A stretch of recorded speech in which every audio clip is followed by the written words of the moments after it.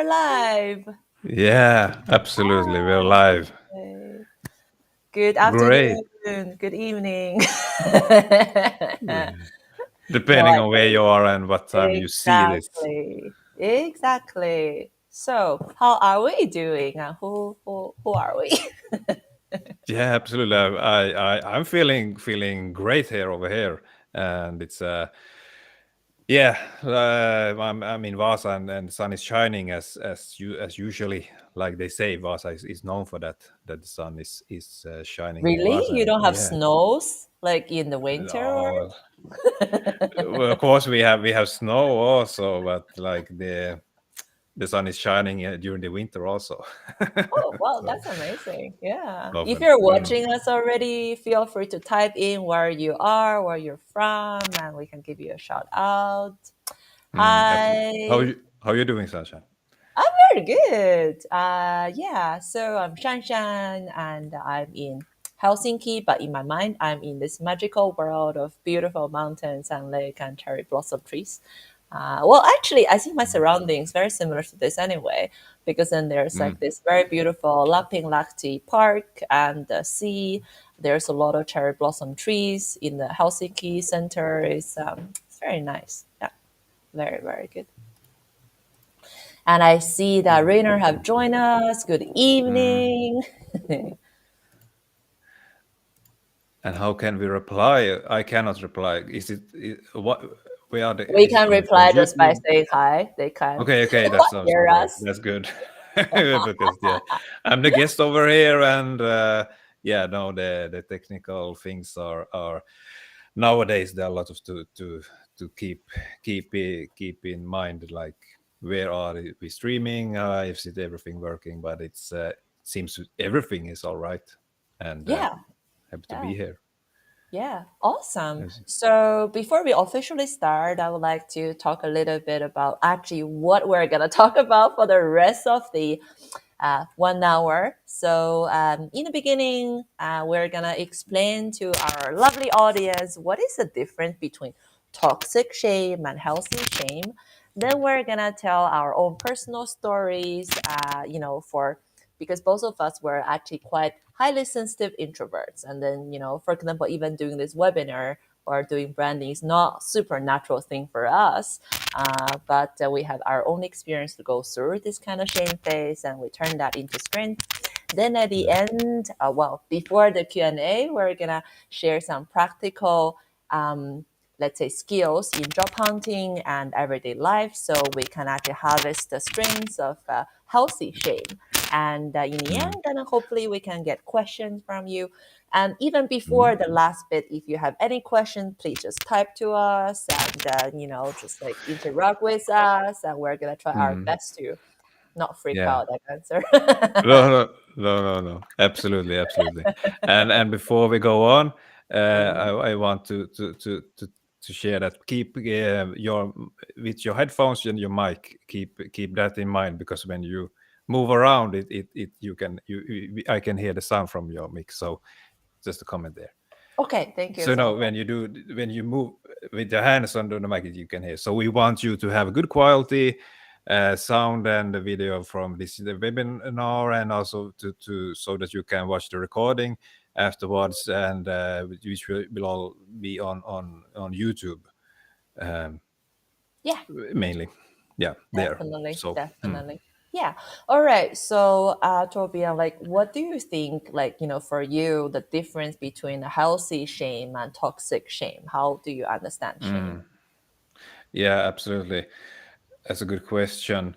That's for everyone. That's an individual experience of shame, and where should I start with if I start with shame, we have to understand what and think about what is it, what is shame, Mm, the feeling of it, and for first most it's a feeling, an experience of shame, and that could also be connected to other feelings, so feelings about, for example, fear mm, and anxiety, something you're afraid of, or anger. um, so it's we cannot only talk about shame, like, because we all understand what's the feeling of shame, and okay, but it's shame in itself is not a feeling, but everyone knows how, depends on how aware of you are, that can you recognize when you are feeling that type of shame. And so and so that's a little bit about what it is. And then what's good, like healthy and all, or healthy or toxic shame, it's first mouth shame is not necessarily bad, or it isn't actually bad. If you are well functioning, it's good to feel some sort of of shame, to feel shame and be okay with it, because it helps you, it guides you in your life.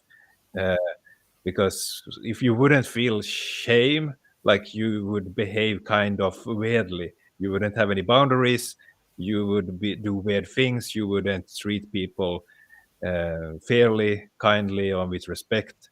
You So wouldn't be able to take any feedback, and you wouldn't know that if you have actually done something wrong, right? That's actually very mm, scary. mm, So healthy mm. shame is very good as boundary. I really love that. Yeah. So yeah, so but I would say shame wants us, the feeling of shame wants us to maintain the sense of feeling of community, inclusion, that we are included in the group. Definitely. When we behave in a way that's not good for the group, that might uh, make us like outside the group, that we are excluded from the group, that's when the function of shame comes in popping up, and helps us to keep us. And nowadays, like, the role of shame has changed, you could say, because we are not constantly with the danger of nature and animals in the wildlife. We are living quite safely in our houses, and at work, and in our society. So we need to be guided by shame in a different way, and that's where it can end up in a toxic type of shame, or yeah. So that's a little bit about the background, or the foundation. What do you have to say about that? Yeah, I totally agree what you're saying. I think from a book both of us enjoyed, it was Healing the Shame That Binds You from Mm, John Bradshaw. It's also mm, a book that I think both of us would highly recommend for the mm, rest of the audience. I think he also mentioned that the healthy shame help us to do better. And then when we feel that something we haven't done the best we can do, it's okay to feel that, hey, we can do better. We are judging ourselves based on the event, based on that action we have done, but we are not doing a very toxic self-shaming about our, let's say, core. So we don't mm, say to ourselves, you are worthless piece of shit, or we don't say it mm, to other people, because once we are judging our whole being instead of only judging our action, then it goes to a toxic place. And I mm, think toxic shaming not only happen within ourselves, could also happen, within, let's say, family context, within, let's say, small groups, and even companies and organization and society. And then that is the boundary we need to draw. Okay, so if we're only saying that, hey, in these things we can do a bit better, and that's very constructive. But if we are shaming ourselves and other people from a judgmental space and saying that because you did this, now you're less worthy individual, you're less worthy of connection and mm, love and recognition, then that's not okay. yeah, yeah, yeah. So that's what you mentioned here is really good to keep in mind, because if you're not okay, if you haven't befriended your shame, if you are uncomfortable with the feeling of shame, so then you don't know what to do with it, and then you start projecting, and which means that you see it in others, you see the how others, if you talk badly about others, you're actually thinking about that, but about yourself, and then you are projecting that, and that you see that in others. Otherwise, another thing is also that you can just give it to others. I don't not remember what's that called, something else, but you transfer your shame to others because you cannot handle it, you don't want it. So and that currently will lead to different kinds of problems in your life and in your whole life. And but I'm trying to focus on is your work life, and there shame can either support you or keep you from like advancing in your work life and career. Funny that you mentioned this book by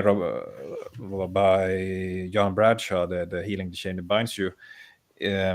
What I remember from that is that if you have a shame bound personality, and if you are led by toxic shame, is that you have your private self, and the public self is like just a mask. We all have masks, but it's just a really big mask, and your private self will just become smaller, smaller, smaller.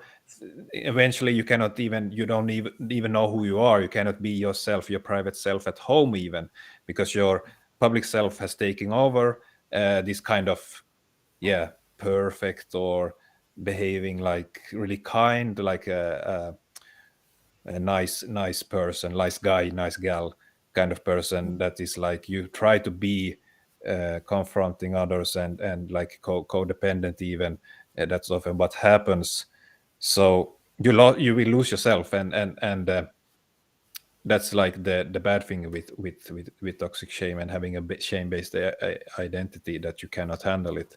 And for me and you also, I think we both are pretty okay with talking about shame in general, but many people like they run away when they hear the word shame, and it's become quite popular to just automatically want to try to get rid of all feeling of shame. Mm. It's like it can never be experienced and felt, which is wrong, because we need to see the different shiftings of shame, how it can support us, and when it's not good for us.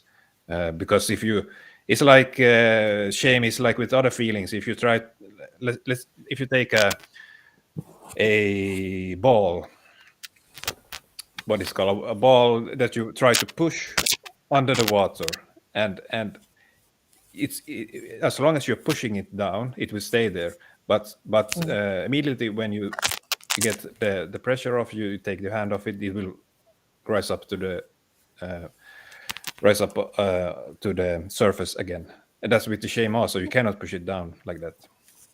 Yeah, I love what you said, because in the next topic we're saying is actually what is actually the impact of toxic shame for our mental health and well-being, right? I mean, I have a lot of experience or knowledge about that, because uh, many of the people, as you're saying, who wanted to escape shame, or they don't want to feel bad feelings, and then they don't really understand that bad feelings are not only in our head, which is not, is not only a thinking problem, because bad feelings is actually, we are very complex beings, and now my dog jumped on me, and then we're actually still mammals, we're animals. Mm. So this feeling of danger or fear and the shame and this kind of stuff are actually energies stored in our whole body, which is actually our nervous system, our hormones, our chemicals. So when they talk about energy, right, I mean, it's actually a very scientific term.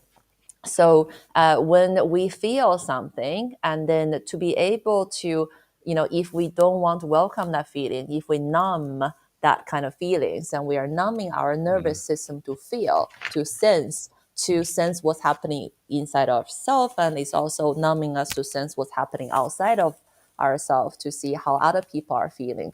And when we do that a lot, we get very disconnected from ourselves.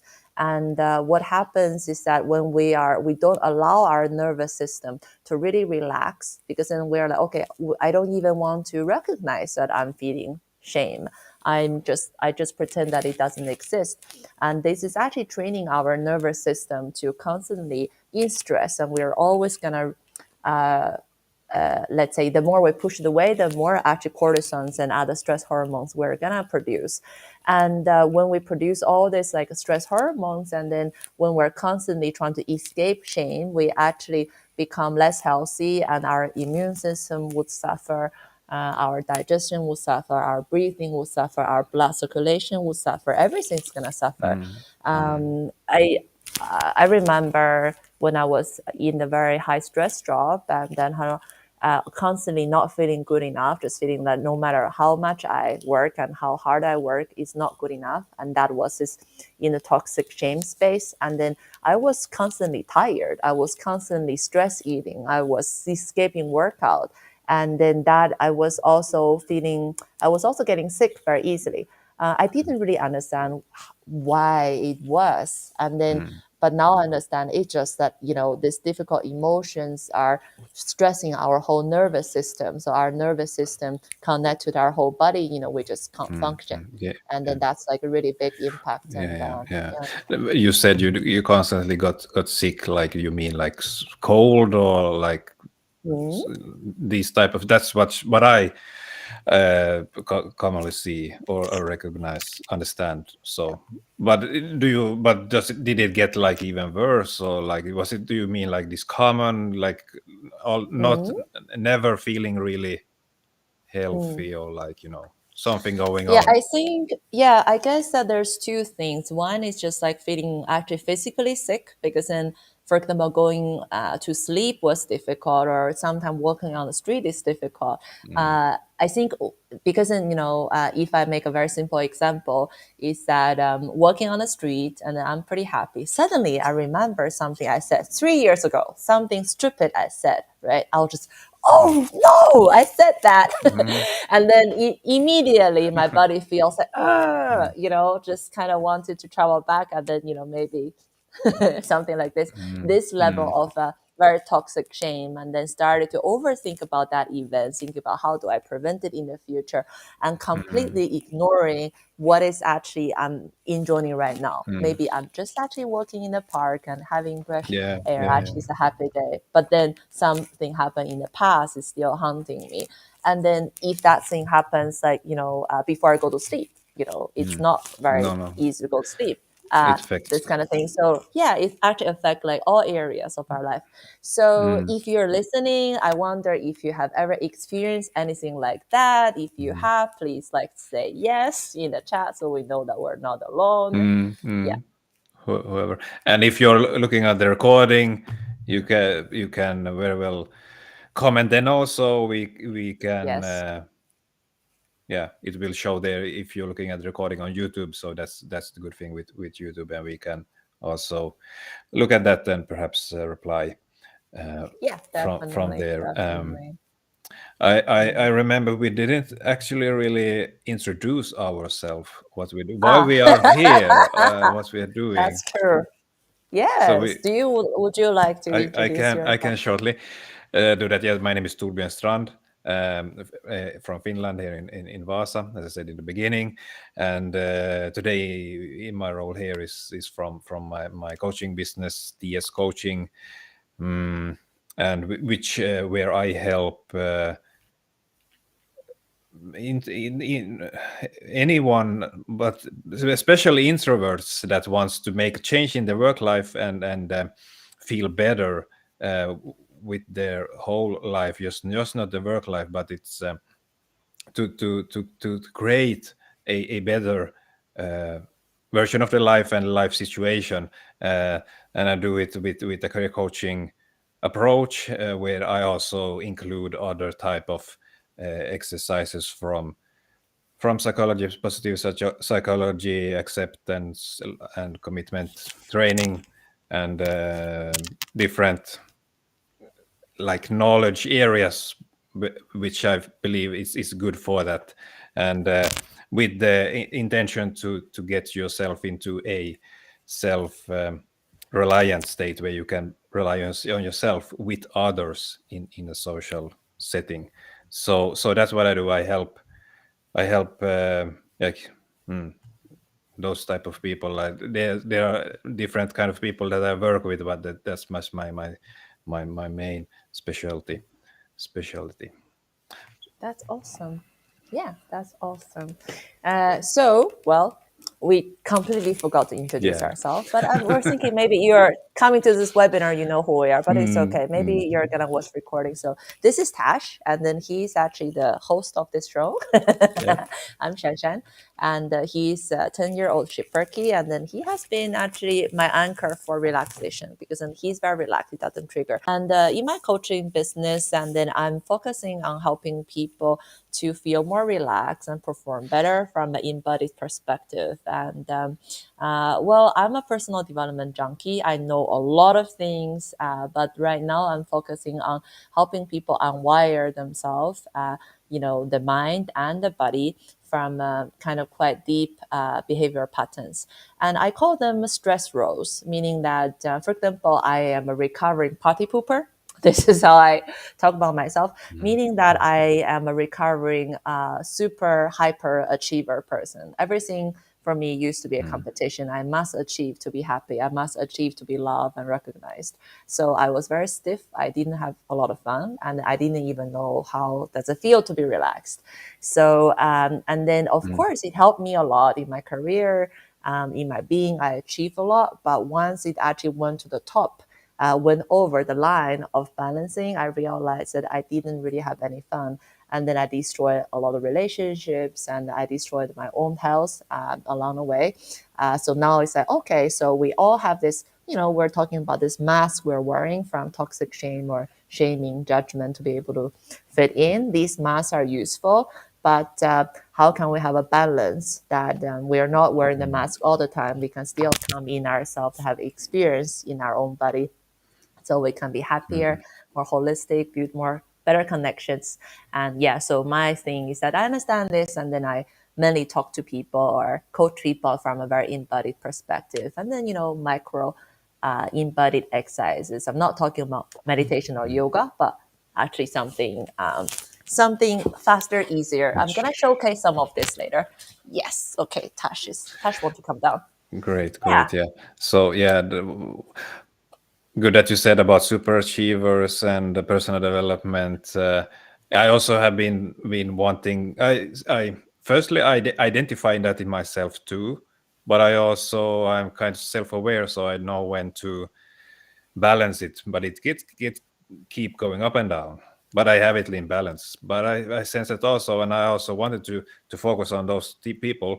But both of I think I hope that we know that when we if you are in that super achieving state, you are not very. It's not easy to reach you. Like you are not actively searching for help, support, some coaching to get you out of it. You only True. focus on doing those things more, which is where is your focus is on those things.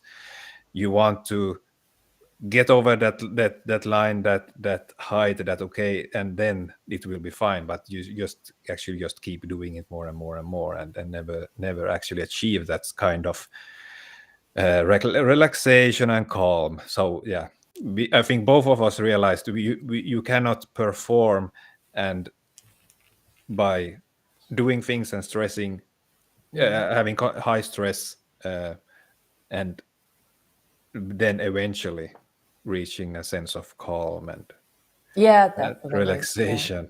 Just momentarily, like you just a couple of minutes, and then next task, next thing that comes in your mind, because you get used to it. And then that's what also when I'm interested about habits. I'm really Mm. That's really what it is much is about. All change is about your habits. Like that's what also for you can think, you can sit and think and like improve what to handle your sense of feeling of shame. You can think about your shame. You can do some thinking exercise, visualizations, in your comfortable space with some coach or therapist or whoever.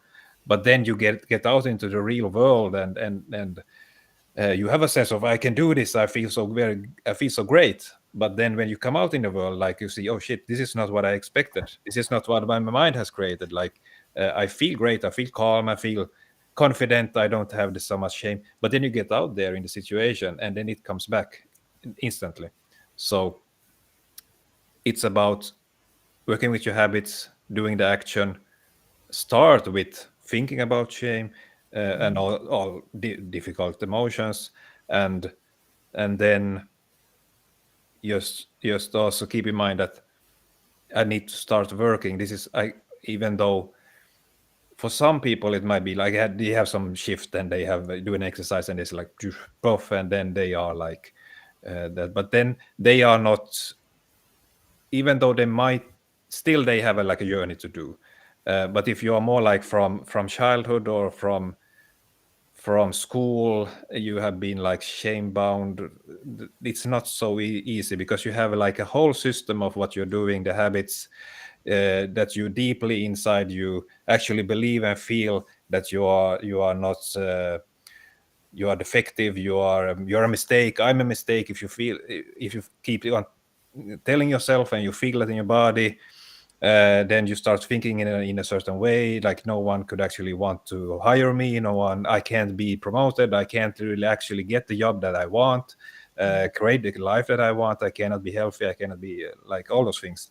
And then you do bad decisions, you addiction, stress, and like all those, you maybe you treat your body unhealthy and hurt yourself. And then you have like shame about shame, and it gets really, and you are caught up with that, handling those in those systems, like different under categories of systems that you just keep on doing, like trying to get better. uh, and you have like short focus, and you don't have the big focus, you don't have, cannot plan your life for half a year ahead, many years ahead. You are caught up in that. So if someone who watches this, if you recognize this, how and you have made it, what have helped for you? Or do you know someone else that are struggling with that? uh, and if we would be open for support, what is there something you would like to try? We will mention something here today, and so yeah, both to what have worked for you, what would you like to have support and help with more. We have different areas, we both, and we can help you in different ways, but just mainly to just to know and share and get to know you. That's what it is about. I really love like how you are saying from this like also the reaction perspective, and in my work I think the first entry is actually to notice that if we feel shame, how our actually body is experiencing. Mm. Because when we do feel shame, it's actually first actually come from a very strong body feeling, and then when we don't feel comfortable with it, that's why we want to escape it, right? So then Mm. what is actually the feeling would actually tell you that you're in this like toxic shame place. I think that, well, okay, I think let's say the healthy shame, probably we will feel a bit embarrassed, and then we will feel a little bit, well, Mm. shy or something. Sometimes I will feel my cheek is burning and I might Mm. sweat under my armpit. Mm. And Right? Yeah. that's good Mm, examples. And also what I mm, believe is something that you take action immediately. It's like, mm, and you have your borders, like when you feel that kind of shame, like I don't want to be treated, I know I don't mm, accept to be treated like this, mm, so I will just say that or do some action mm, to tell that this is my border. So I'm not saying that if you are like hide, like withdrawing, that would be bad, that kind of toxic shame, that uh this is that could be healthy. Like it depends on the situation. If you're doing a good action, a good decision, uh then whatever helps you is good. So mm, mm. that's a sample of healthy shame. Yeah, and also I think that when you experience shame, and like we don't need to actually even immediately respond to it. Like I think Mhm. I think the bad way to handle it just to try to correct it immediately, Mm. right? But actually, I think both of us know that the best way to regulate our emotions is actually to initially to sit with our emotions a little Mm. bit, to experience that. You're like, okay, so it's actually okay for me to experience this. My cheek is burning, I'm a bit sweaty, and then I'm like feeling a bit like embarrassed or something. And then before Mm. I do anything, just to, or maybe just like smile. Oh, you could. you might want to say, hey, I'm sorry, but then you don't need to Mm. over explain, you don't need to correct yourself. I mean, just to take a No. breather, to notice, oh wow, okay, I haven't done my best, or like I could have done better. And instead of judging ourselves to say, oh my god, we're like a, worthless piece of shit, kind of, that kind of talks the inner Mm. talk, and then just be like, okay, Mm. recognize, oh, we're in this space, and when we're calm, and then maybe to do something better, or maybe just to do something better next time. Because most of the Mm. time when we are in shame space, and when we quickly want to turn our situation around, and then we don't actually have the best clarity in our head, we don't have the best strategy to do something different. So very often when we try to say something too fast, when we do something too fast, it's actually, 9 out of 10 times, at least for me, I'm gonna regret, what I do or say when Mm. I'm Mm. coming from this like extreme embarrassed and shameful space. So it's easier just to like, Mm. sorry, I'm gonna, time out. I need few minutes, and then Mm. I have my few minutes, and I come Mm. back much Yeah. better. You mean, yeah, that's what you should do. Yeah. And I think as you said, like you when you in that in your when you're in that situation, it feels like this is the only situation. This is my reality, and it will. I have to correct and fix it now. That is Mm. what people often believe, and it's so very difficult to like shift looking at it in a different way objectively, and just take that time out, and then you are like, and I believe that many people are ashamed or afraid what will other people say, that oh no, no, I need to take a time out with a few minutes, I need to go and breathe, think about my experience of the feelings I have. Like that is something you could be ashamed of, because that is like ashamed of, because that is something that is you breaking the pattern of what people do. And Especially I think for us introverts, right? Because then somehow, we grew up in this space, and then thinking, oh, if you're very fast, you're very responsive, and then if you're very agile, it's always good, right? I mean, it's almost sometimes to feel like as introvert, if we are not so good at responding very fast, and then I mean we look a bit dumb or something. But it's actually mm, mm, better to take some time to listen, and then to like, think a little bit before we say. That might mm, actually be better. So because then that's even the better strength for us introverts. And yeah. Like, okay, it is. so actually, how about Mm, like we talk about some of our personal stories, and is there a, let's say, a concrete story you can share from your life that you actually turned mm, your toxic shame, or something into strength, or let's say your client story yeah, from a career yeah, perspective. yeah. uh, I had like both like client, or it was not from my business, a client from in my business, but just, yeah, but actually a client, but not in my business. And something that I was really ashamed of before, something that I grew up with, and which I'm today is quite okay, neutral about. But Mm, that's the thing. Like first, like when we start with sharing this, I want to say that you have we all have like things that we are uncertain of. Will be if people would know this about me, would they still like me, mm, or is it what would happen if they knew, or all those kind of what if, and what would happen, and it's like uncertainty, you don't really know. And it's when you grow up, when your kids, like you are together in a different way, but when you get, let's about like 25, 30 years old, we get separated, you start working, and it's like it is different, and then because you are not together in the same way. mm, So because but when you grow up, it's like you are often in the same kind of group, and then you want to be the same. And then we have the conflict also with being special or not, like, yeah, uh which is popular today, to how can you be, you want to be unique, but then you have to also handle your sense of like shame, if that's like, that's what people want to know. They want to be something that could potentially be they could be shameful about, but then they say that need to be accepted. And I would like to see people to like accept themselves, work with themselves, and not to crave that the surroundings accept them. Which is also important, but it's now it's like that's the only thing that's the everything is about. So the thing I that I grew up with, that something that was like from yearly age, and then I don't even remember when I understood what it was, but it's something that I didn't really like or understand. It's something that we didn't really talk about it at school or with friends. Like I knew some other people that also was that, but I didn't really know how to. I didn't really want to talk about it because yeah, it was easier. I tried to hide it, and it was pretty easy for me to hide it also. Oh, really?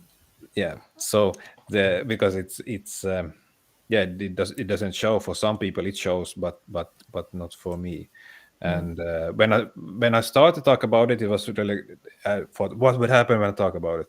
But now when I talk about it, it's like fine, okay, yeah, it wasn't that as bad as I thought it was. It was quite okay when I did it, but I was really nervous in the beginning and quite unsure. Also other feelings than shame, but it's more like if I share this, if everyone would know this about me, I would be shameful about it. I will feel shame, so I want to make sure that it doesn't happen. Well, okay, so that's about what I want to share about that as the background, and then we come to the thing, which is like now it's it's pretty short, neutral, from let's see now when they have the dates. I got I I am adopted from a early age. That's what it's all about. And it was when I was 5 months old, so I was really young, so I wasn't aware of it myself. And then I came to my new parents, and I'm and as I said, it doesn't show on me, and that's because I'm domestically adopted. So if you are internationally adopted, you have a different. You could see it like the parents and the kid doesn't match up. But for me, it's like it doesn't really show. It could like if I don't tell it, everyone will think that's my real parents that I have grown up with. So it was quite easily for me to hide it, and that's what I wanted to do. And when I was ready and wanted, then I felt like I just need to tell this because it's. I came to a point where it's like more stressful, more like like I didn't really know who I was, like because I wanted anyway to people to know this about me. Like it's although I don't need to share it a lot, but I'm neutral about it because otherwise I will just create a situation based on like a false self almost because it's a part of my life. So and then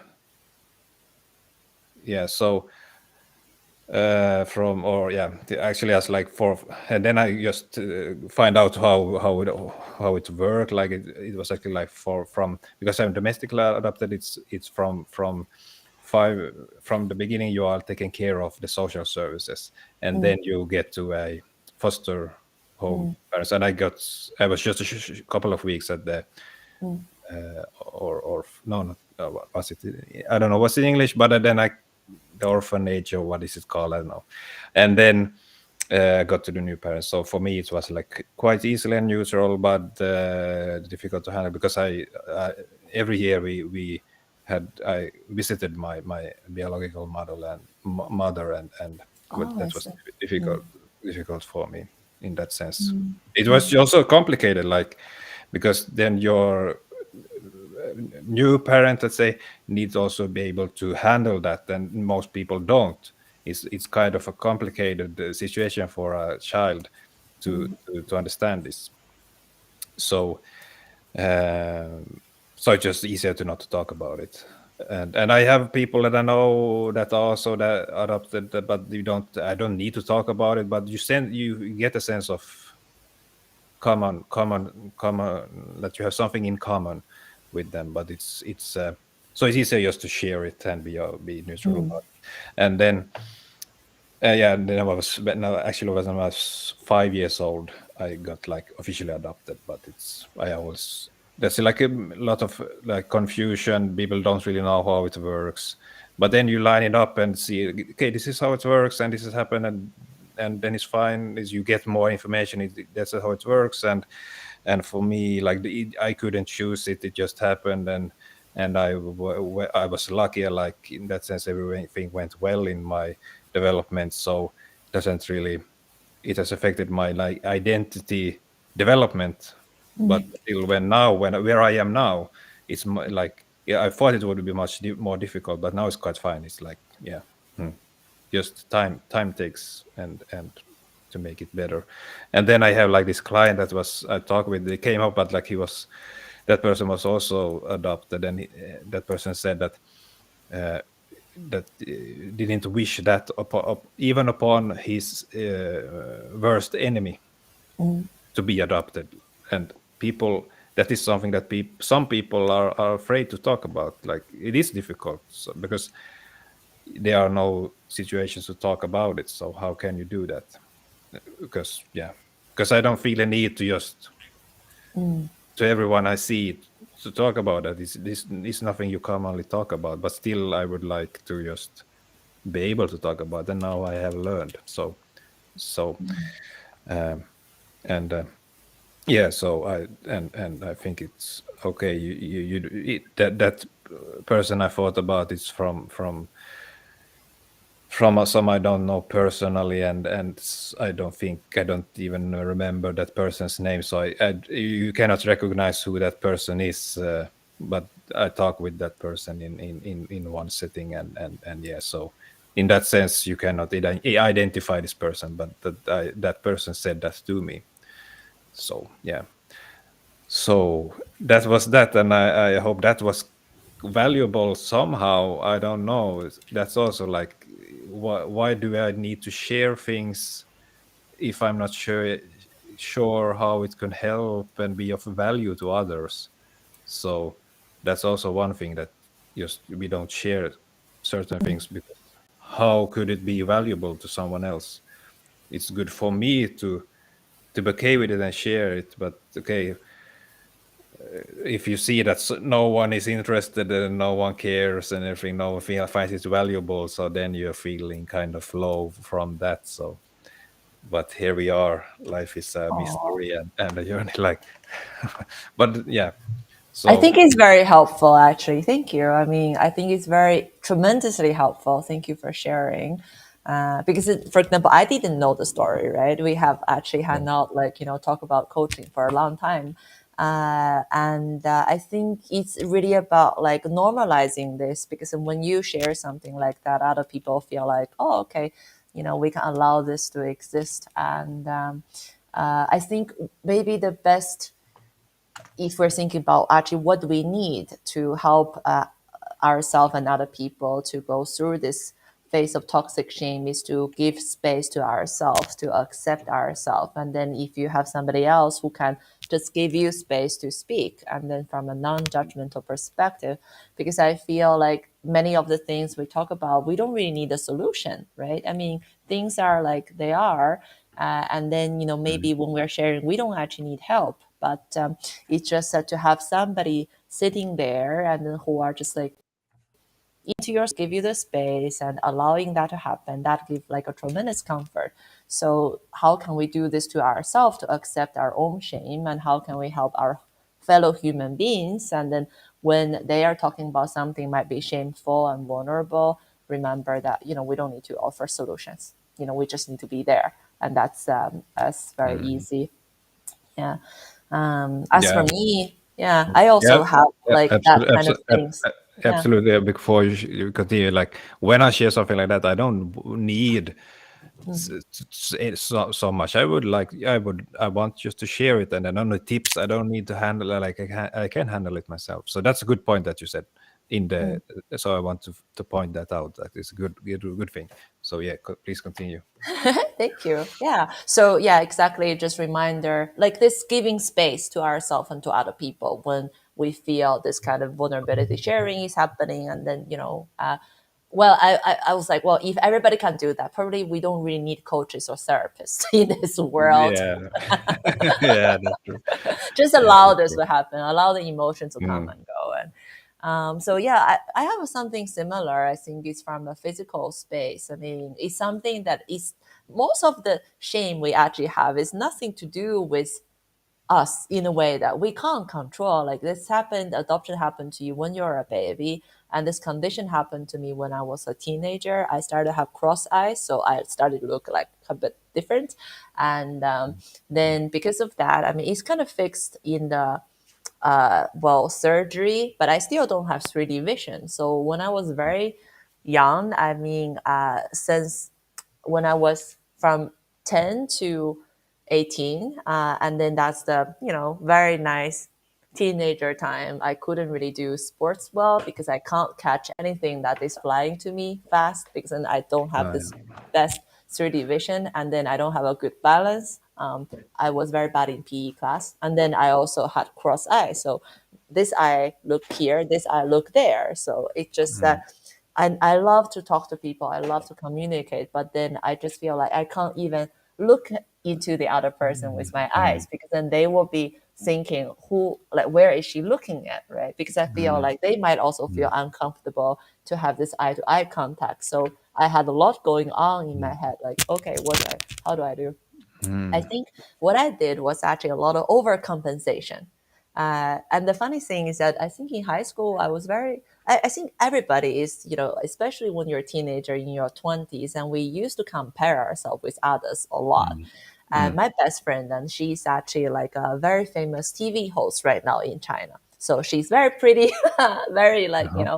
popular and everything. And then even though I think that, we're same height and everything, like, but I just still feel like I'm like an ugly duckling standing next to her. And we had this friendship from the beginning somehow, but then I felt very bad and I tried to look better. So I definitely try to kind of compete myself into a more like a study perspective. And, I probably said a lot of hurtful things to her. And then whenever I had better grade, I was like, oh, like I had better grade, that kind of things. Mm, So I mm, think it was really like after a long time and to really to understand. Oh, actually, I definitely was trying to transfer my shame to other people because I didn't mm, feel good enough about myself, and I tried to make other people around me not to feel good about themselves either. So as if I can get it even. Um, yeah. yeah, that was bad. Yeah, Yeah. but then I think Mm, eventually when I had this surgery and then I started, okay, at least I look normal. And then I realized that actually when I shared this kind of thing to say, hey, I had this experience, I actually used to feel very bad. And then people say, oh, wow, that's so inspiring. I was like, oh, okay, mm, that's weird. And then more and more sharing. Then I yeah. realized, oh, okay, this is actually normal. Everybody has something like that. Yeah. Actually, it's very normal. Everybody Yeah. almost has It something. is, and it's interesting to hear. And then, as you said, you're surprised that it's that interesting. Of How can course, it when be? I was young, I Like, was like, "Oh, what's yeah. what's happening?" And Mm, because I think, I guess, I mean, now at this moment, maybe if your audience, you might be thinking a question like, "What is different between mm, sharing something might be a bit shameful, embarrassing in the empowering way, and what is the other thing would be this like victim mindset, right?" Because we mm, don't want to use this as a tool kind of to get like compassion, attention, this kind of thing, because then there's no. also people like that. They are nonstop sharing about complaining about things. They're nonstop talking about how unfortunate they are, nonstop like cry or like have this kind of things. Mm, And then I mm, think, well, if you overdo it, it also just kind of like go into another toxic space then, because mm. then if The people effect feel of it. like just powerless, they feel like they can't change at all, they just feel like no matter what I do I can't Mm. Yeah. grow, But, so they stay mm, in that space. That's, of course, that's mm, also toxic shame. Yeah. yeah, absolutely. I have many ideas about that because I have studied it a lot and have experiences from people around me. Mm, like it's for first mouth, it's a way to get attention. So those people, though they want attention, and they will do whatever they just have found that way works for them. Mm. So it's in a way they are kind of narcissistic, even though they talk badly about themselves, but in deep inside they have a bad feeling about themselves. They kind of like they feel bad about themselves, so low self-value. Mm. So They kind even of though learn that that's the it only way they mm, can get love and attention, right? So yeah, then they yeah, just continue it doing that. looks it's like they just have a funny way to express it, that I also want to be included, I want to be loved, I want Mhm. to be treated I well, want to I be want to seen. and I also want to feel connection and be helpful to other people. Mm. So in that sense, it's they just have a funny way to show it, and we can all like it's more like when you see a pattern, like it's on during a longer time, but we can all behave like that, like in different ways, in any way, depending on the day, from day to day. But that Mm. if we are doing that in one situation, a couple of days, but if you have it for years, then it's like more in like a part of your identity. So it's not like a one situation and one Mm. part of True. you is bad. It's like we are both. Mm. And that is also what happens, like when you people like they focus on those bad things but they believe are bad, and they also figure that people are either good or bad. But Mm. when you get into personal development, you realize that, that's not true. That's like the first uh, false false truth, that people, like, you realize that people are not you have good and bad parts, you can be both at the same time. But that's a little bit like maybe society always have wanted to simplify and Mm. polarize, True. and you cannot. I see that you don't really learn, like you don't do so much development from doing that. And and yeah, what I there was something else. There's a lot of things I could talk about that, but I also wanted to share that guilt is really close to the feeling of shame also. Mm. They are different, but they can be difficult to recognize which one. When am I feeling shame, and when is it guilt? And Mm. also that when you are like blaming others and blaming yourself, that's a little bit different. If you're blaming yourself, but blaming others, shaming others and all that, you are then you are more in a shameless state. You don't feel the shame, you Mm. just. So that's why people also do it like that, because it's we if you cannot handle the shame, we want to feel like we don't want to have the feeling, we want to be in control, we want to be, yeah, yeah, except that we want to have control and power over ourselves, and be calm, and then we do things that make us not feel the things that we cannot handle, for example shame. And then then you can be either more violent, or you can be more like blaming and all that.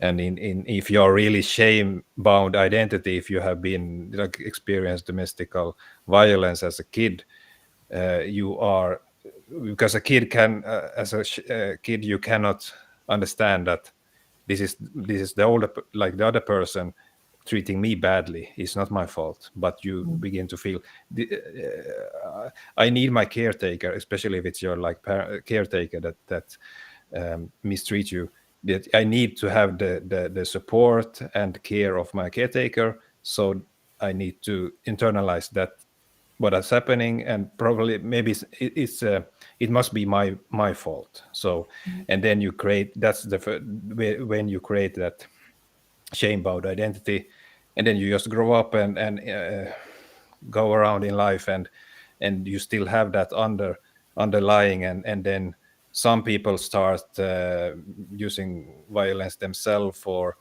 addictions, other things, and when they do that, the way that they handle it, they feel less or not at all of that shame. If you have experienced violence and you're violent yourself, you take the role of your what they call the one that Oh, has treated yeah. you like The that, aggressor. Yeah. the aggressor. So you are not the victim, then you take the role, and then it's like when you start think about it and get to understand about shame, like we are in our society, we are constantly ruled and or what do you say, shame is controlling us or like making us do things in our daily life, directly and indirectly. It's not like it's a force that you can see and it's ruling you, but we are like parents shaming kids and in school and everywhere, like it's a thing to control, to be controlled by, and it's not always good. Often, like, it's just a lack of good techniques. So as long as you have like the support and you believe that you are actually like loved and accepted and everything, and that you are belonging, like you are like accepted as you are and respected, then it's fine. But it is a little bit difficult when you like don't you are stopped from doing certain things because some others say that you are stupid when you don't do that, you're stupid if you do that, and go here and do as I say. It's not really easy because as a kid you cannot really like separate those things, the action and the guilt and the shame, because shame is about that I as a person is I am wrong. The things I like, I want to have a funny hat, and my parents said you shouldn't have it. You look stupid. Then it's like I must be. There must be something wrong with me because I like this funny hat. Normal people don't like these kind of funny hats. So that's how easy it is. Like if you actually start believing that thought, then it's like really good. So that's just some examples of it, and you can of course look at these situations differently. I'm not saying that this is like the only way, but it's really, I say that it's there, and you should be like, it's good to be brave and look at it. What's my experience, and what can I do about it?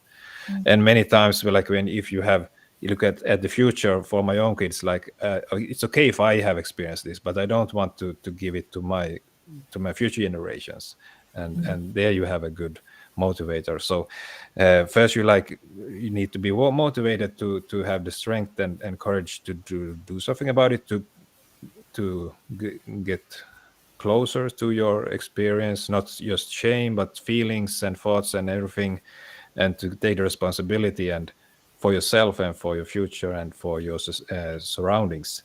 And that's really what you do if you are a brave person, that you are motivated, interested in doing it. You don't have to like show great results. You just have to have the want and will to be like, to do what's needed to stop doing those the ways you react, the unhealthy systems you have, start thinking about differently. Then you can actually do things that I would work with, getting a career, work life situation, and basically whole life that you want to create. Because if as long as you are in your old patterns, you cannot think in a creative way, create a really wonderful future like the background that we have. If you are like, if your mind is like in constant fear, anxiety, you need to you don't have the so long time span, you are like surviving, and keeping away, it's fine. You don't have to be like 100% open, authentic, vulnerable in every way. But if you sometimes you cannot have the capacity to dream and actually to do that, is like it's about what we tell ourselves, our stories and the limitations we have, and then we need to work with them. You don't have to get rid of them, but they cannot have the control. Like if you are here, they cannot be here and control you. You need to at least be in the same level, or like that. You need to see that sometimes it can be here, sometimes it can be like it's shifting. It's not always the same, and then you can start working for real. So that's really like, if a person wants to do something, like where should we start with, what can we do? Sometimes it's a big thing to start working with. Sometimes you just do some focus on some other things, and that's what you do. And so what I would like to come to, so that we can continue from here, and as we look at the time, we are a little bit over time. If you need to go, then it's fine, you need to go. Prepare and do the things that you want and need to do in the recording. You can look at that later, and also if you're looking at the recording, we I would like to share something about how to handle, because handle the shame, and just to wrap it up and make a good ending. Like what can you do, what how what's our view of how to handle it, go around this thing of shame. So what you now I feel like I have talked a lot, so but I'm trying to get like a segue from to forward. So I if definitely agree. I think if I need to, I think maybe I heard you, and then maybe to summarize it, to kind of make a little bit yeah. like a somehow actionable step by step plan for our audience would be, I think first of all, one big component is to understand that what is actually our shame, self shaming patterns.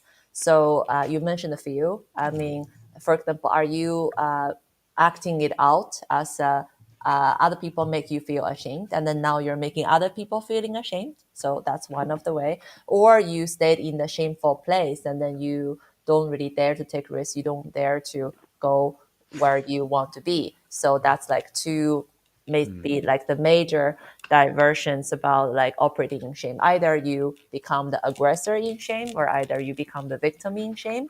So in Yeah. psychology, this is typically like acting out and acting in.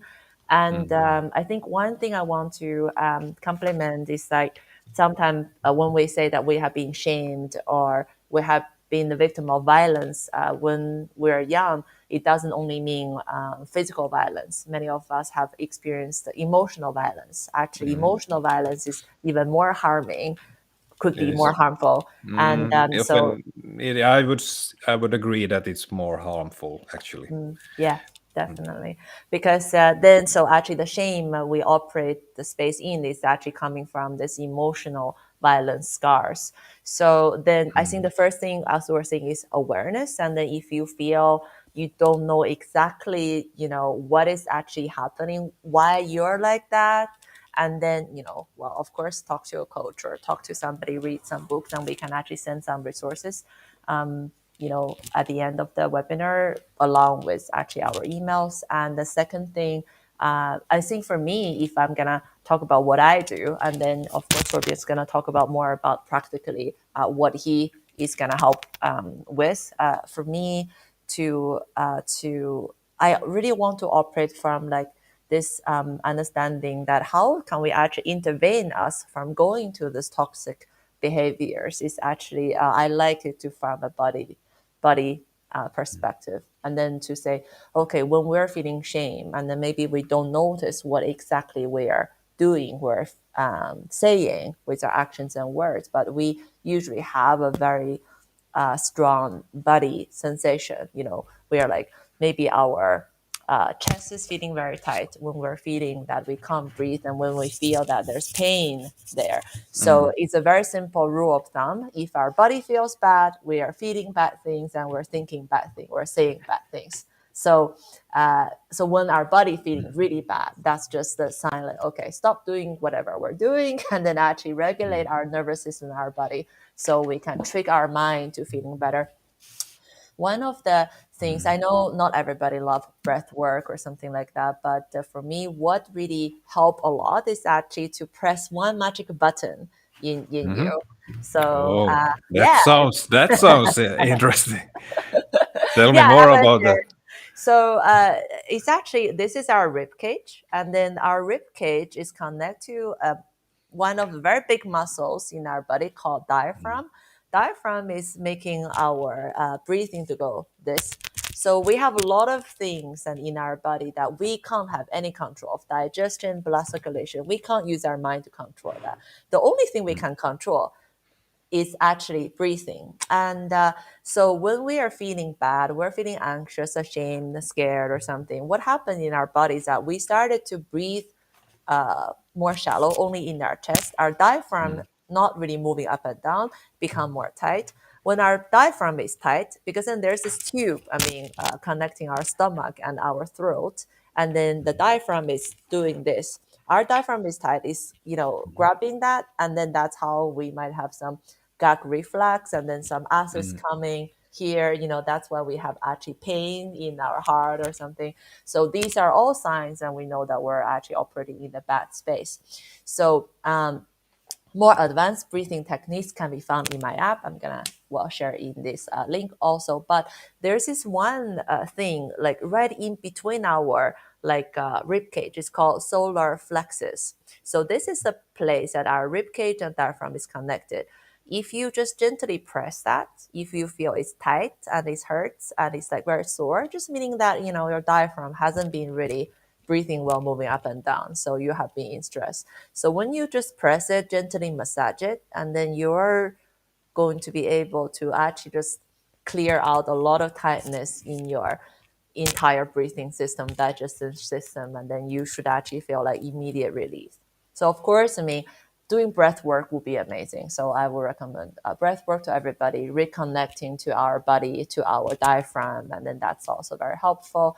But when you're in the situation that you can't even do that, and then you don't want to meditate because then you're stressed and you can't sit still, and then so you can actually do something physical. You can actually press Mm. our, solar plexus, and then this Mm. part also is actually, we have our nervous system. Some nervous system is more related to relaxation, and then so there's a lot of ends of our nerves connected to relaxation. They're going to release relaxation hormones are somewhere here. So pressing this is also just going to release some good Mm. serotonin and some Mm. endorphin, this kind of thing. So we're just naturally going to become a bit happier. So we can use our body to trick our brain to feel, oh, well, I feel better. And while you're pressing this magic button, and then you can calm down a little bit, and as we're talking about, not to do the action right away, but then you can say, okay, now I feel better in my body. What I'm actually going to do better now or next time. Yeah. So this Mm. will be my Yeah. little tip. Yeah. Yeah. Imagine that we all go around with our own magic buttons, and I Mm. think most people don't know, are not aware of Yeah. that. There's a lot of magic buttons in our body. Mm. Yeah, actually. And then many of Mm. them would give us a Mm. release right away. And now there's more research about it. I'm Mm. from Mm. China. There's like a lot of acupuncture Mm. points. And we're like, why? But there's more advanced scan in our brain, MRI or fMRIs and stuff. And they have been, many team have been testing. Okay, if we just click, for example, there's this a button here is so if we press this, what actually happens in our brain? Because then there's no nerve or something there, but they just realize that this there's a button here connected to the pain center, connect to the stress center, and also connect to the language processing center of our brain. So the Mm. modern science and then medics can actually validate some of the things that actually work. Of course, also understand something actually does not work, but then there's like a lot of amazing things in our body. Like the Mm. thing, just like our body and mind is actually not disconnected. Like Mm. our head Mm. is actually growing on top of something. So it's not Mm. only just for eating, sleeping, and exercises. Like our body can actually affect our No, no, brain in no. many ways. Yeah, yeah. Our brain's function is to keep our body in in in balance, in Mhm. homeostasis, as Yeah. however you want to explain it. But so we have both. Like we have our own entity, and Mm. So how about so yours? Like, what do you it's think would be yeah, some yeah, yeah, strategy for especially job uh, hunting and career? yeah, yeah, absolutely. Before I start with that, Mm. I understand. Yeah, like we have many points and buttons, and this one that you explained is relevant for what we're talking about now. Mm. So absolutely, I just to clear that one out. But this one is with the solar plexus and connected with the diaphragm. It's something that you really need, many people can work with more because they don't understand that, and that's one thing that's I learned that's really interesting. Like the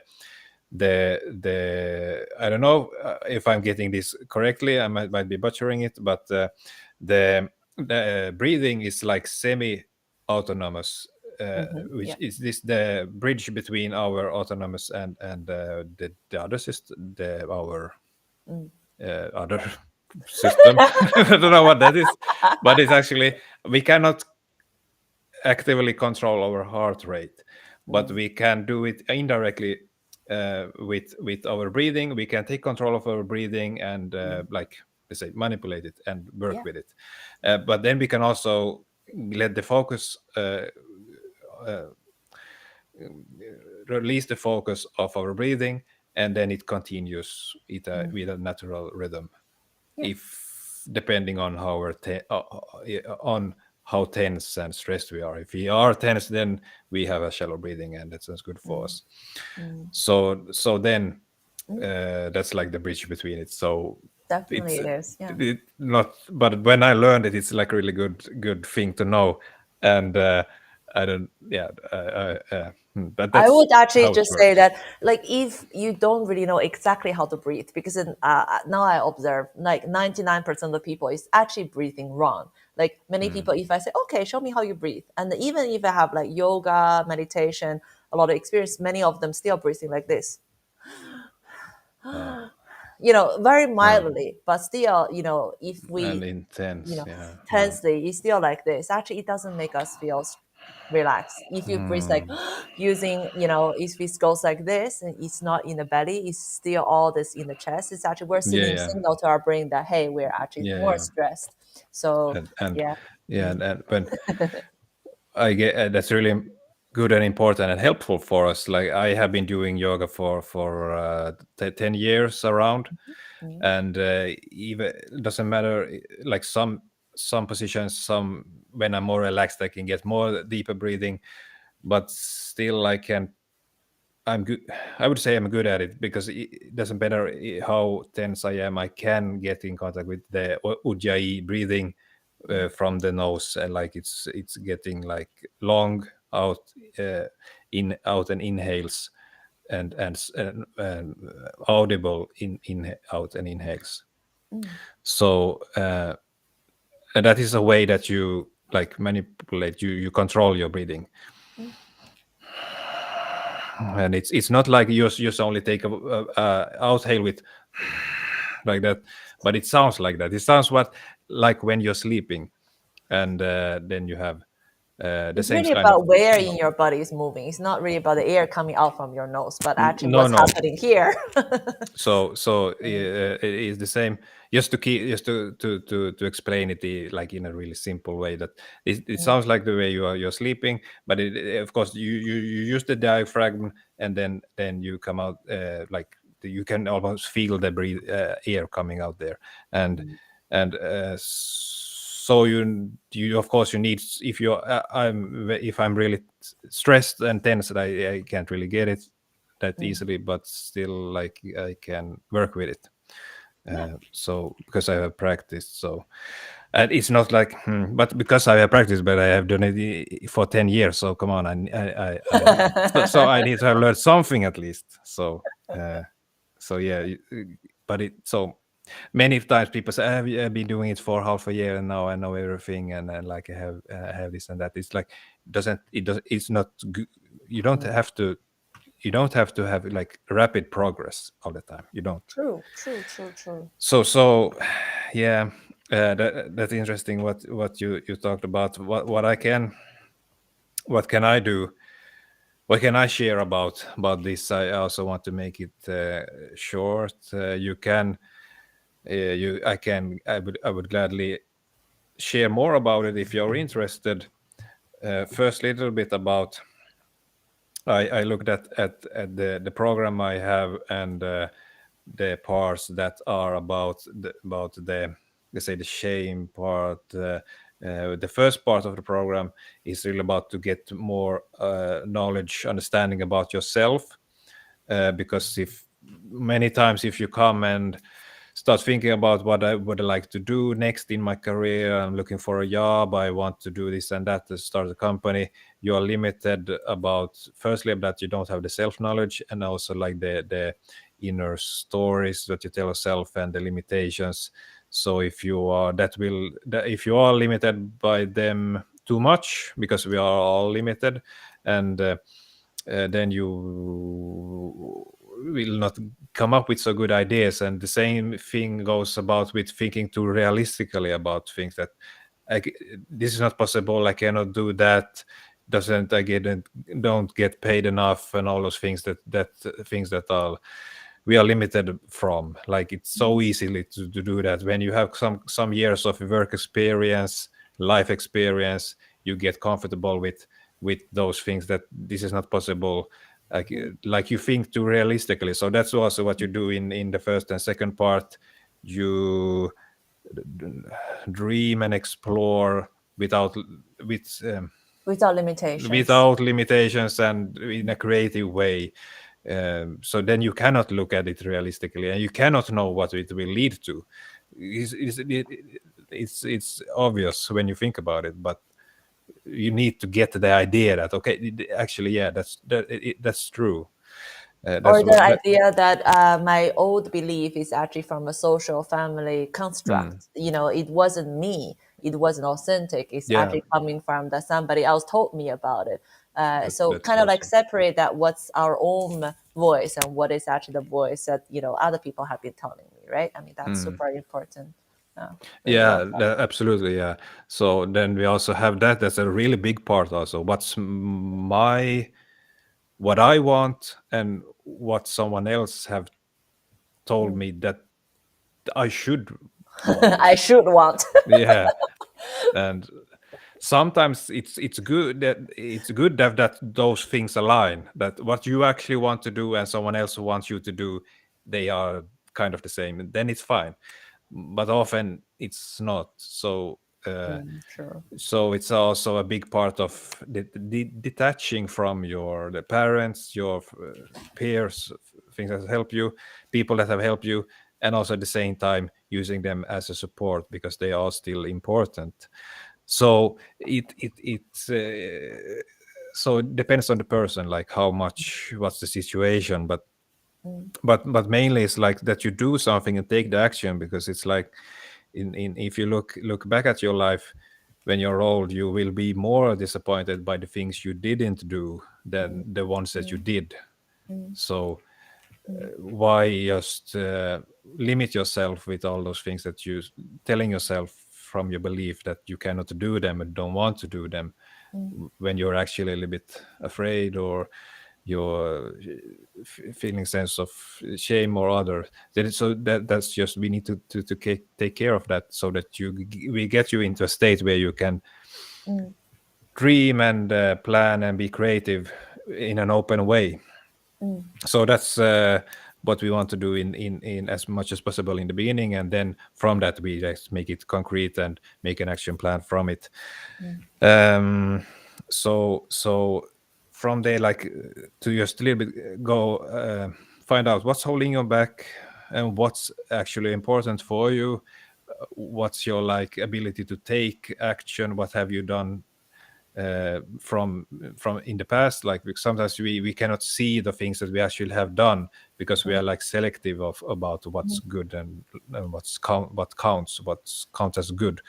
So we like lift up, okay, that's really what you have done and what's that things those things are good, and then we can do move forward and move around that, like what do we have to work with. And then about the shame, there's a really powerful exercise I always do, that is connected with the inner gremlin. That could you It's good to, when you have shame, like shame is, what is it? It's an abstract, and your inner critic, what's that? So it's best that you name it yourself, like something. This part of myself is Or named this even or usually that. something funny. I think it helps, right? Kind of you're like, oh, Y- yeah, it can be, if you are that type of person. that's true. If you That's true. Because then, because yeah, sometimes that if we go to too traumatic space and we mm, real, of course, actually, our inner judge is very cruel person. mm. That's So when yeah, he's hunting so us. it's an interesting idea, like, because some people are able to handle it with all that Yeah. tough things, and it's also so dark and everything, and they can handle it. Some people want to make it a little bit more happy and Mm, funny, and mm, that's fine, like if it works for you. And then we mm, can think, are you, if you take those two persons, are they, which one of them are more advanced or like developed, like, mm, if you, because sometimes you can, like, if you don't really know how to get closer, you make it funny and you laugh around about it, and sometimes it's good, like you could to make it more funny, that's good, could be good. And if you make it too dark and like that, then you don't have the capability. So it's like, mm, some depends on the person. So it's a good comment, uh, but yeah, it depends on the situation. So, but if mm, you can make it funny and like that, that's good. And the inner gremlin, it's a book by Richard Carlson. mm, Then there's a process and exercise from that way that you work with that connects you with your most powerful self. mm, And when you focus on something else, like your most powerful self, you will forget about mm, what's bad about you and your shameful side. It's like you shift the focus, and then you make the your past beliefs and ideas about yourself oblivious.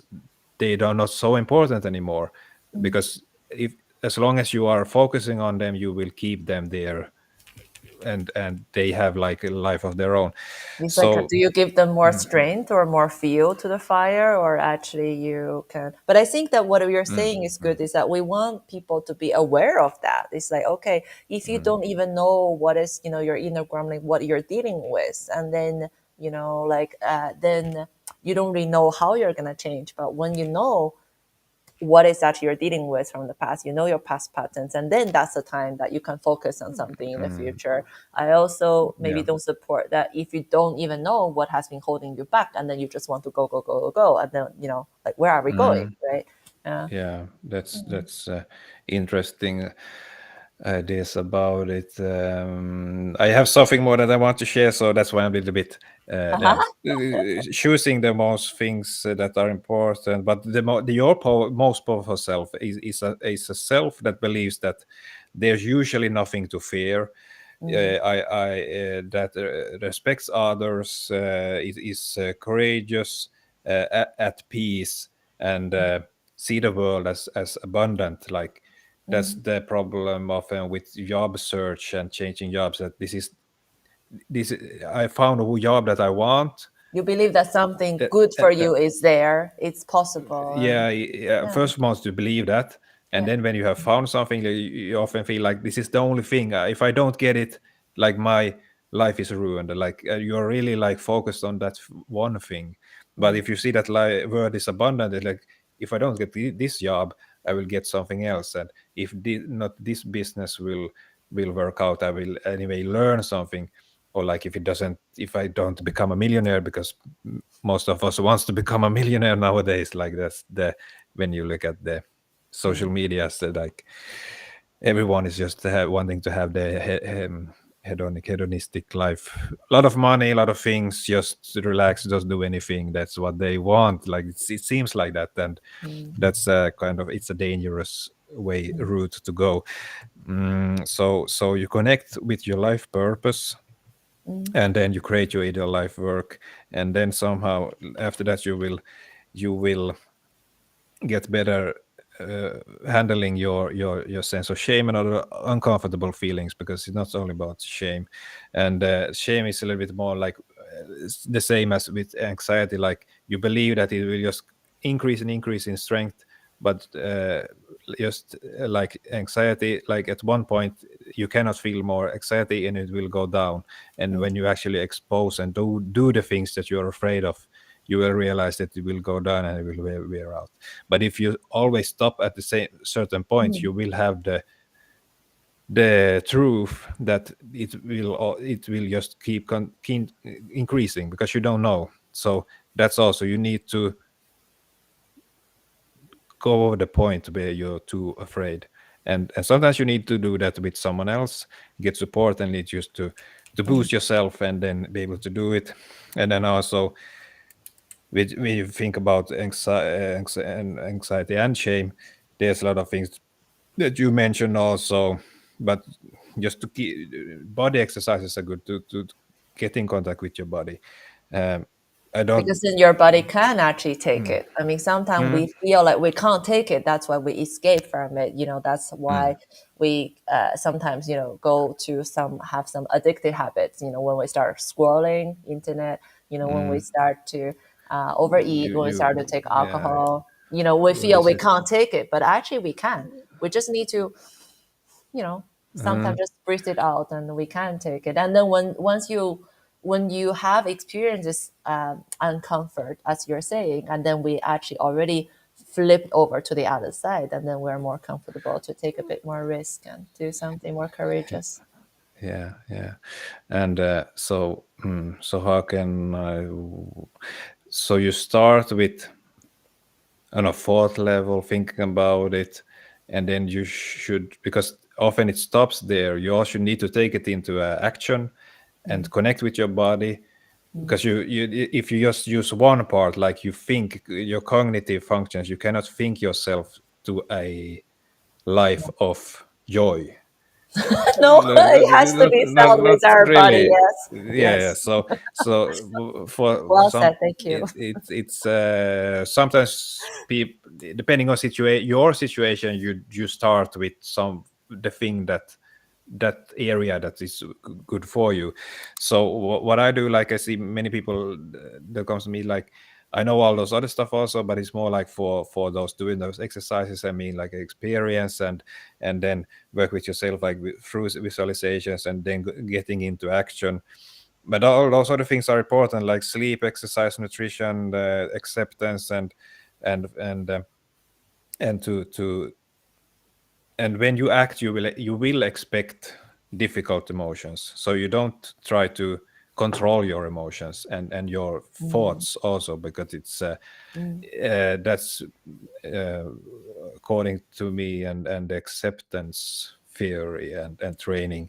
Some people, if you want to control your feelings and thoughts and emotions, that's good. For me, I'm not into that, unfortunately. But for some people, it works. Is that I'm saying that it doesn't work, but for me, don't try. I'm saying don't try to control them, mm. difficult emotions, because then you won't learn how to develop an inner dialogue s- that is speaking friendly to yourself, and Mm. and and and I would say there's a mm, difference, right? I think now, like I think in my kind of in our somatic world, we talk about that you can't control your emotions, but then we can regulate our emotions, or we can regulate our body responses. We can regulate our, automatic system and semi-automatic system, and then mm, so it's easier to go through these emotions. And just allowing the emotions to happen, go through them, actually mm, experience these emotions, then we are still is gonna have a sense of we are actually in control, right? So then I guess that would be how we say that, hey, this is actually regulating your emotion. So we allow it to happen, but we regulate it. So it's not gonna come Absolutely, as a you learn raw. practice. It's not gonna take over you. But then you are Mm, still like, when you're. I love the way you're talking about the levels. It's like, oh, you see, hey, my emotion is happening. Oh, okay, the emotion is not like, coming over you. You are just like, your emotions is like a big wave, and you're just like, oh my God, I'm gonna drown. But you're like, okay, I'm kind of okay, okay. surfing on your emotions. And yeah, all right. Yeah, circling. Yeah, we should We should try to should wrap it up. wrap it up. Absolutely, it's fine. Yeah, but what you said about that. Let's. I will give you this. There is an exercise that I have that is part of like is actually two exercises that is in one exercise is part of another exercise. That's the easiest way to explain it. And if you want to understand and get to know how this works, you can reach out and I will give it to you. I don't have time to explain it here, but one part of it,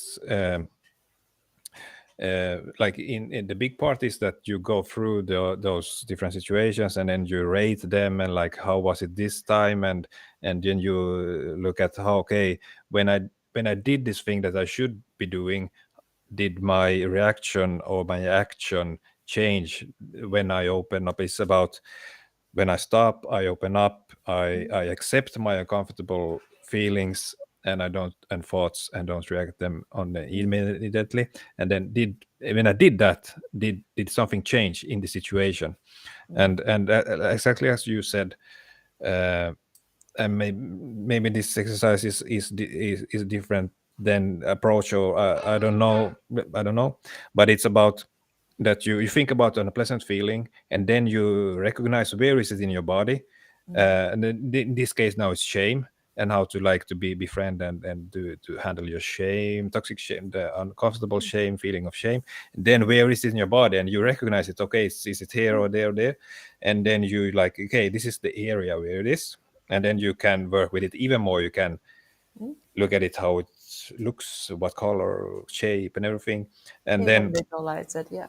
if you really, yeah, that's a whole exercise on its own.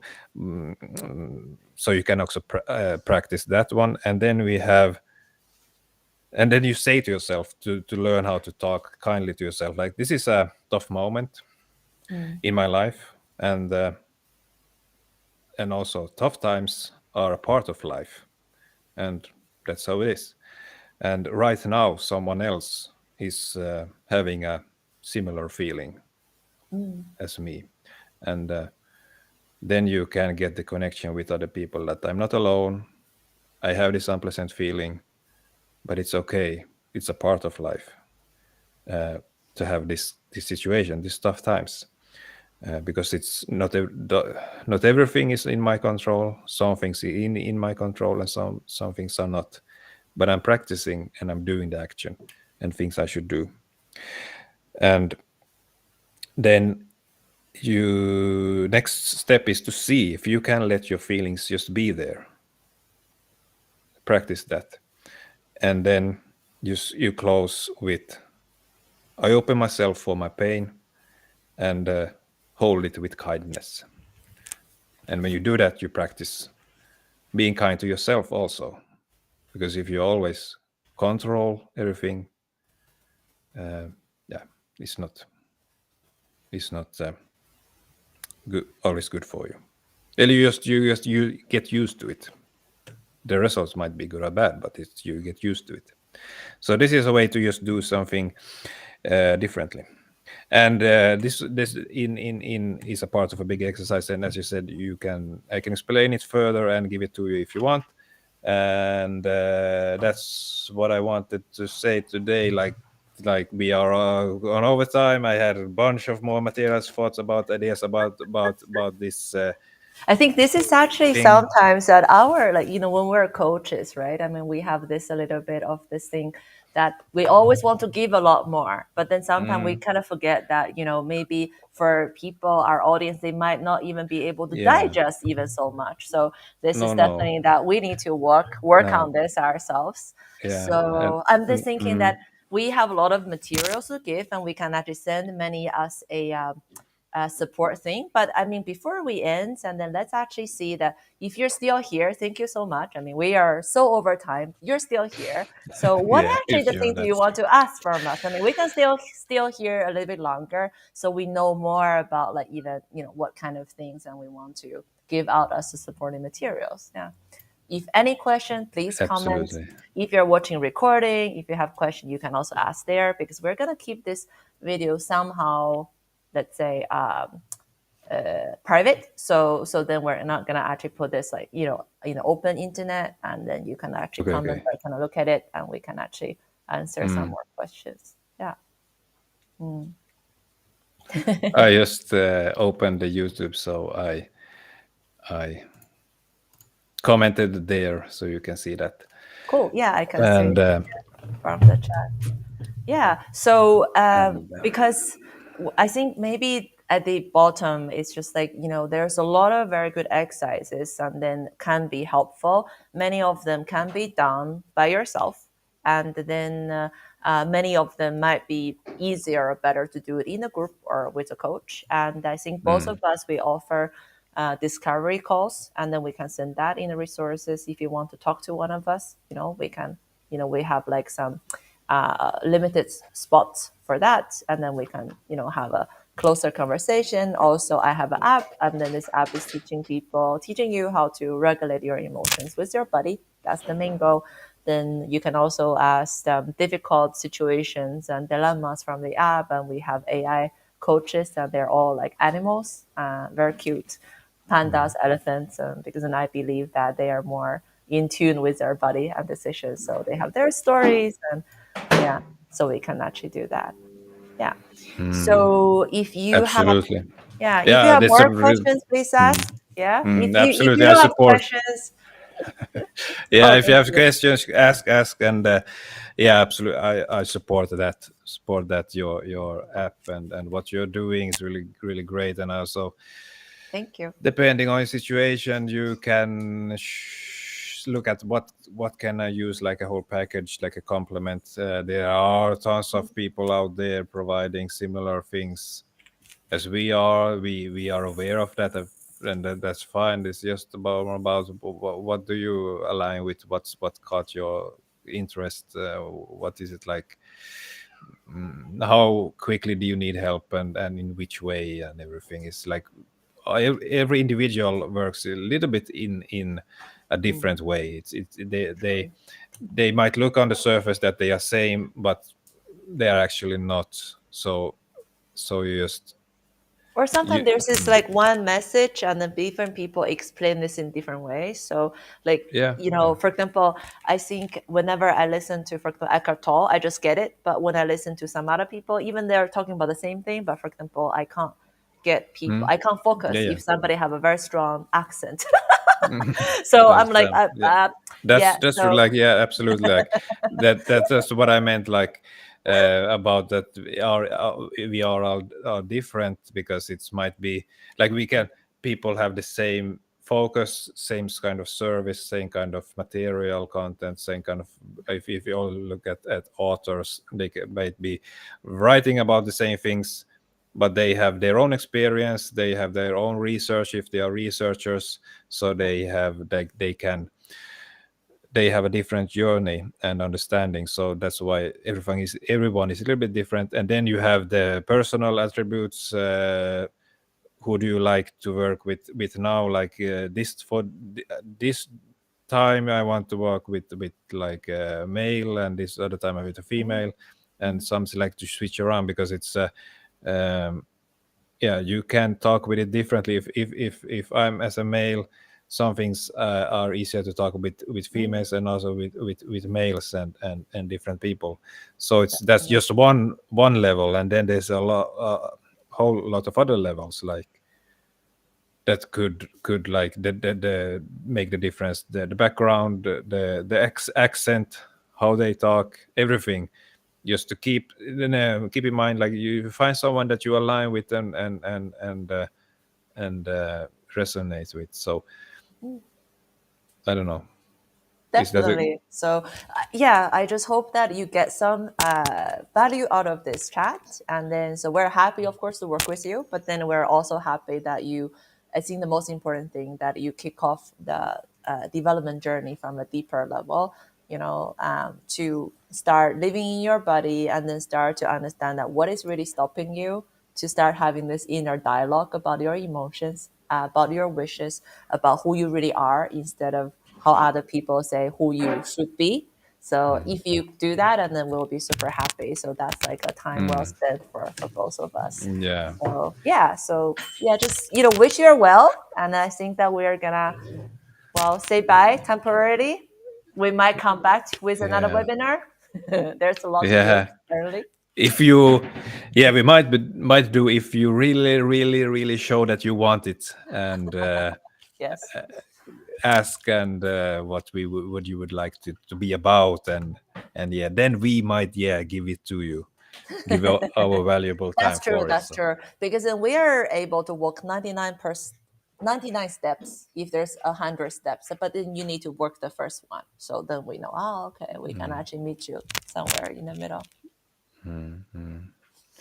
and yeah, yeah, that's absolutely great. And I first I was about to say that for us as coaches, it's would be best that people, you who are watching this now, that you like take care of everything yourself, you take the responsibility and raise your awareness, and manage on your own, so you wouldn't need the support. But that's I don't think that's the correct way to look at it, because it's Mm.